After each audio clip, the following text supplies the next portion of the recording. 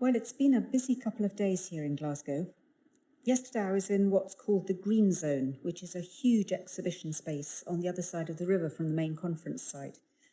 And today I spent quite a lot of time in the basement of one of the local Church of Scotland churches where the Christian Aid team have based themselves.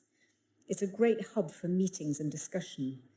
And it's been a very rich time of networking with people from other parts of the UK and the world, and listening to perspectives which I don't normally hear.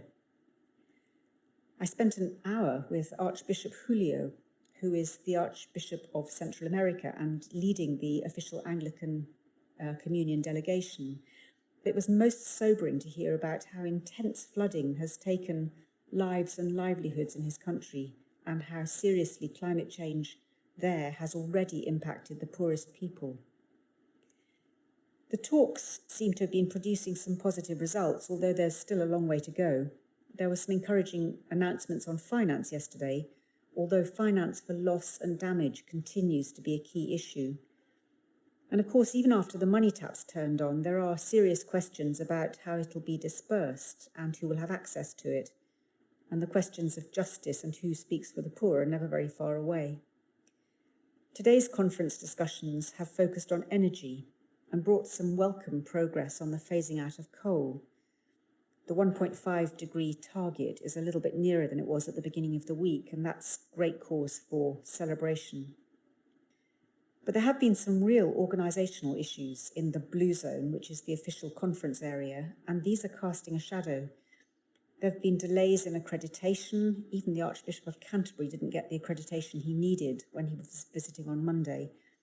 And there have been difficulties in getting access into the Blue Zone, which have meant that some negotiators from countries in the global south have missed key meetings, and some civil society observers haven't managed to get into the negotiations at all.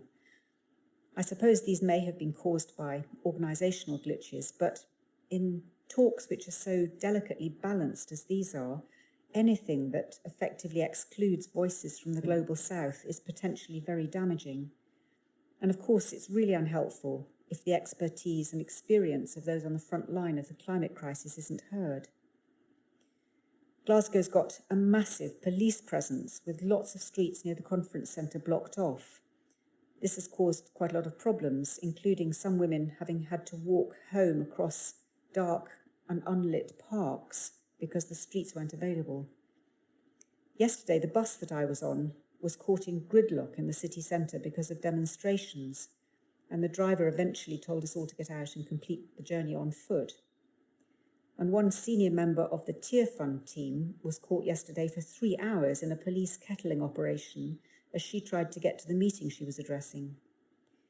It's understandable there's nervousness about security, but the way in which the city is being policed during the event is causing quite a lot of concern.